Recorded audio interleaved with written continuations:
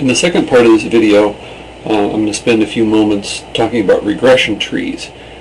And the idea here is this is a totally different technique to traditional regression models. It provides another way to do a regression model, and it would help you build a more effective traditional regression model. Sometimes these regression trees and tree models are actually better performing than a conventional model. So this is a good general technique to learn to help you and maybe even use this.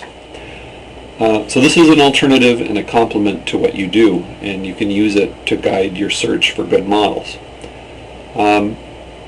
Let's talk about this in terms of a regression model for predicting the log of accident rate using our highway data.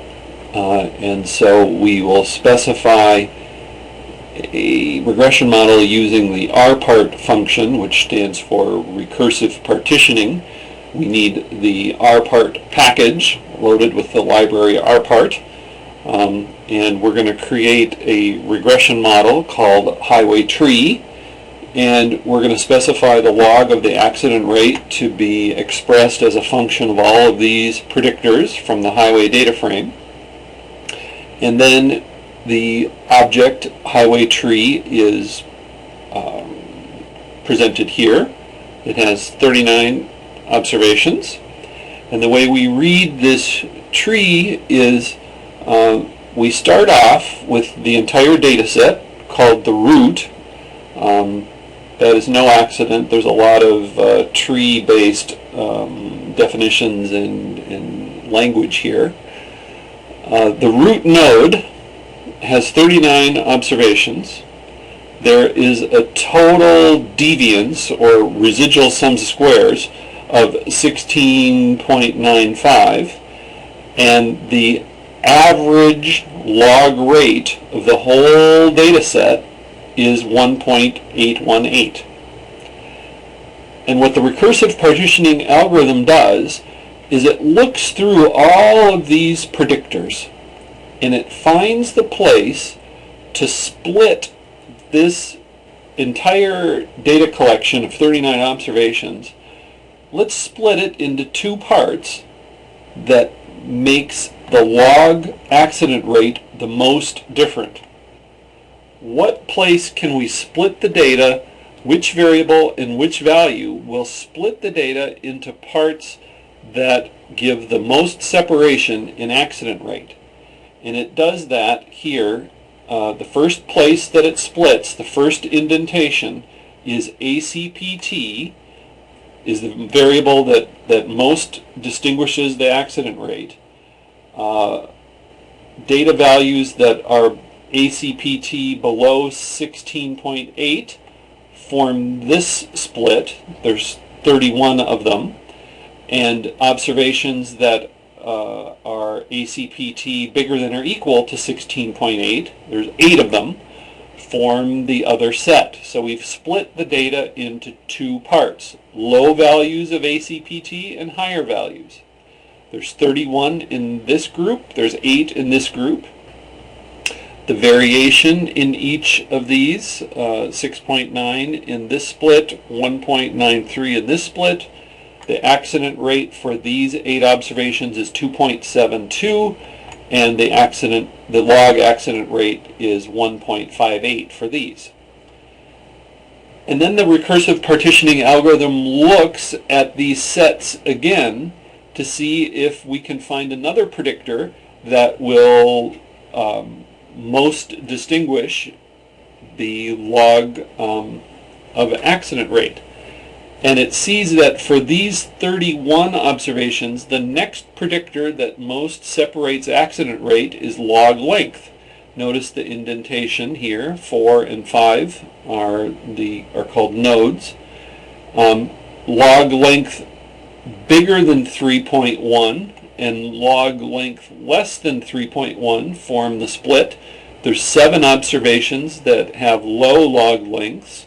There's 24 observations with bigger log lengths, and here are the average log accident rates the 1.42 and the 2.15.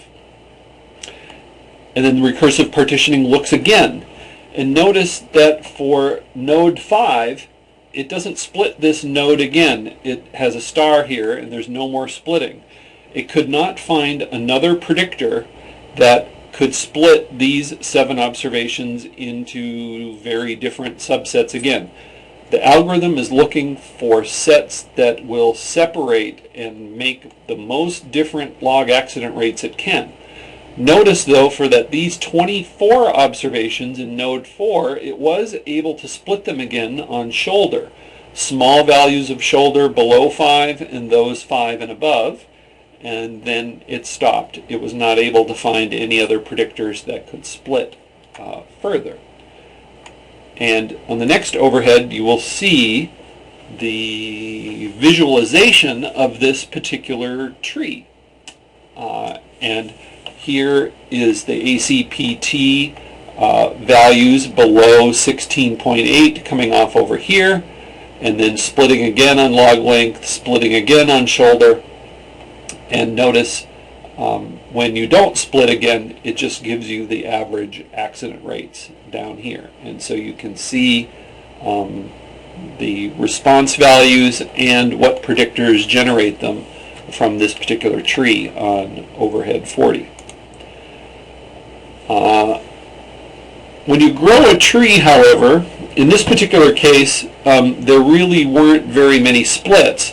But when you have a really big data set with a lot of predictors, this particular display will have dozens and dozens and dozens of splits, and you really don't want to see all of them. You want to stop the splitting at some point.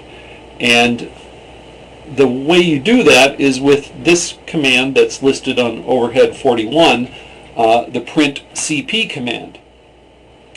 And it will give you some output down here in the bottom, which will help you decide where to stop splitting.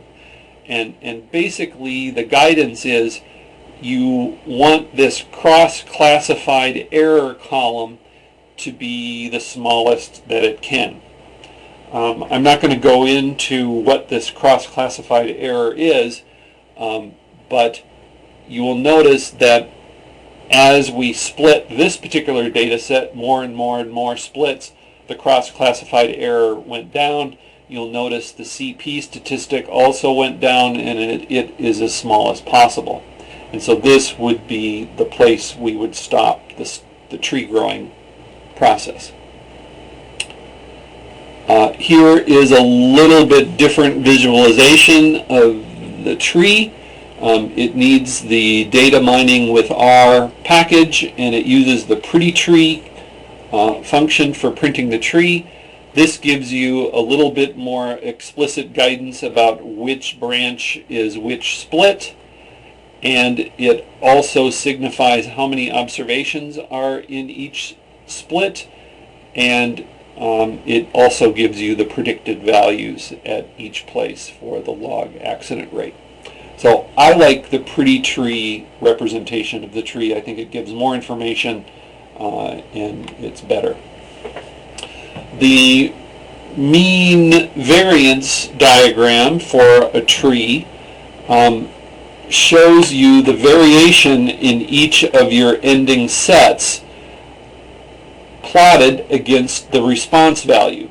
And so what you can see is that ending node 8 had the lowest average accident rate, and it had this much variation in accident rate on the vertical axis, very similar between ending node 9 and ending node 5. Notice, though, that ending node 3 had the most variation in the response, and it also had the biggest response log accident rate.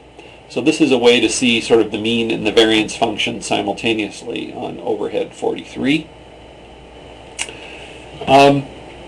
Here's a way to evaluate how good your model is.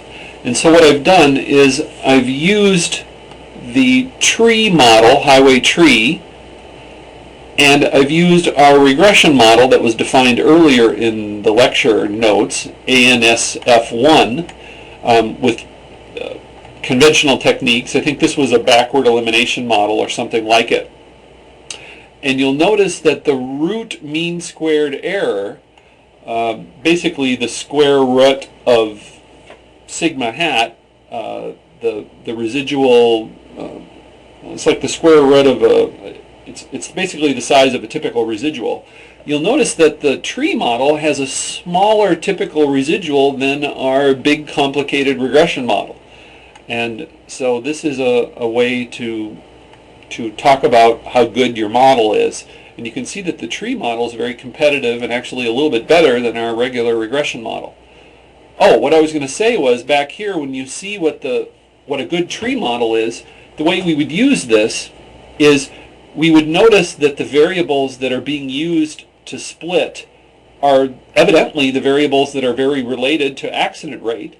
And so these variables should be in any conventional regression model that we make. We would be very surprised to build a model that wouldn't have these. This would tell us variables that need to be in our regular regression model, and that's how I use these trees. Here's a little bit different example. This is the sleep example for these different critters, and it is a model that is using the response variable TS for total sleep as a function of the danger grouping, the classification grouping of the animal, and the log of their body weight. And you'll notice from this splitting that our first split is on the danger groupings. Grouping 5 is in its own group, and you'll notice danger grouping 5 has a very low total sleep amount, and danger groups 1, 2, 3, 4 have a bigger average sleep amount. You'll notice group 5 doesn't, these 7 observations don't get split again, but these danger groups do split again on log body weight.